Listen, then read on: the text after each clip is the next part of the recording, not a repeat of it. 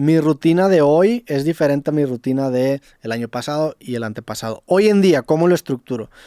Para mí hoy en día mi día ideal es, me levanto normalmente 7, 8 de la mañana, generalmente me tomo un café, en esa tomada de café me gusta escribir algo, leer algo, hacer algo como de ocio, no soy muy estricto con qué hacer, pero normalmente es una hora que me doy mientras me estoy tomando el café y mientras mi panza empieza a funcionar para poder hacer lo que quiera. Generalmente en esa hora o escribo o leo o hago algo que tenga que ver con creatividad, a veces juego ajedrez inclusive, pero esa hora para mí es probablemente mi parte favorita de la mañana. Después de que el café haga su trabajo y puedo estar listo, hago ejercicio, que para mí el ejercicio se ha vuelto una parte muy importante en el tema de sentirme bien, de sentirme cómodo y de tener energía. Creo que el ejercicio es importante, no solamente para el tema de salud, pero también tienes que hacerlo y es difícil empezar porque en un principio el ejercicio te quita energía, o sea, te sientes cansado durante el día, pero ya cuando lo haces de manera seguida te empieza a dar energía para lo del resto del día. Y ese es otro tema que después podremos platicar, el saber hacer ejercicio,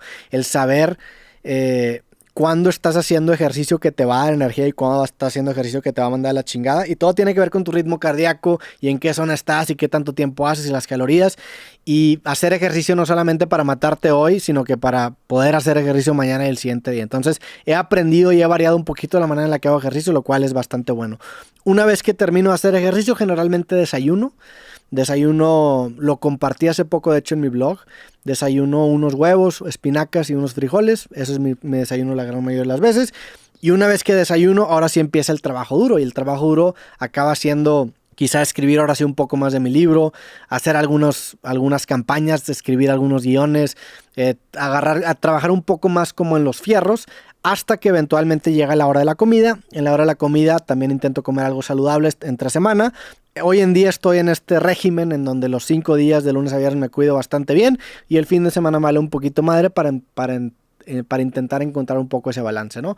Pero eso es lo que hago. Después de ese trabajo duro normalmente como algo que tenga lechugas, o sea, greens, como dicen en inglés, ensalada, vaya, y proteína. Intento evitar los carbohidratos a la hora de la comida y después de que termine mi comida, ahora sí entra lo que yo le digo el tiempo reactivo, ¿no? Para mí el tiempo de la mañana es el tiempo proactivo, el tiempo en donde yo hago lo que yo quiero hacer y después de la hora de la comida empieza más el tiempo reactivo que involucra a más personas. ¿A qué me refiero con tiempo reactivo? Si tengo algún podcast, generalmente lo acabo agendando en la tarde, empiezo a estudiar a otras personas y para las 5 o 6 de la tarde me intento desocupar. A veces grabo un poco tarde, pero normalmente para las 5 o 6 de la tarde me intento desocupar. A veces se corren quizá a las 7 o a las 8 y después simplemente ceno, veo una película, consumo algo nuevo, veo algo que a lo mejor no me sirve para el tema de trabajo y así lo repito. Me intento dormir como a las 11 de la noche, me intento despertar como a las 8 de la mañana y esa es mi rutina hoy en día, pero les digo, va cambiando constantemente. El ejercicio creo que ha sido algo que me ha beneficiado muchísimo y también el tener estas distintas canastas a donde sabes que le puedes dedicar tu tiempo, porque por ejemplo, si estás muy clavado haciendo algo muy intelectual o muy cognitivo, vaya, de que estás intentando escribir o estás pensando o estás leyendo, eventualmente te cansas de esa área en tu cuerpo o en tu mente y el ejercicio se vuelve un muy buen complemento que ejercita otro músculo y hace que esa parte descanse. Entonces para mí el ejercicio es clave para liberar un poquito ese bloqueo mental y cuando regresas ya estás otra vez liberado, similar a dormir. Pero esa es mi rutina actualmente. Proyectos futuros. El próximo libro es algo que quiero hacer, es algo que de hecho quiero hacer desde el año pasado, pero no he podido hacer por cuestión de agenda, por cuestión de tiempo. Este año también lo veo difícil, es un año pesado, sin embargo me gustaría cuando menos retomar ese primer draft que ya había empezado.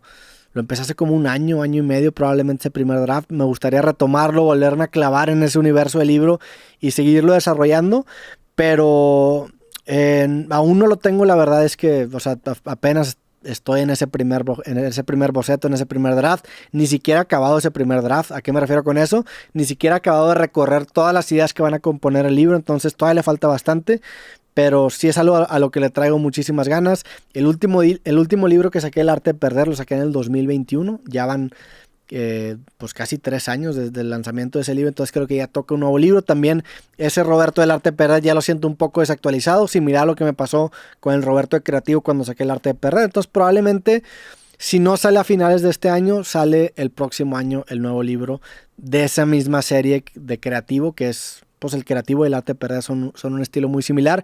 Viene una tercera parte de ese libro.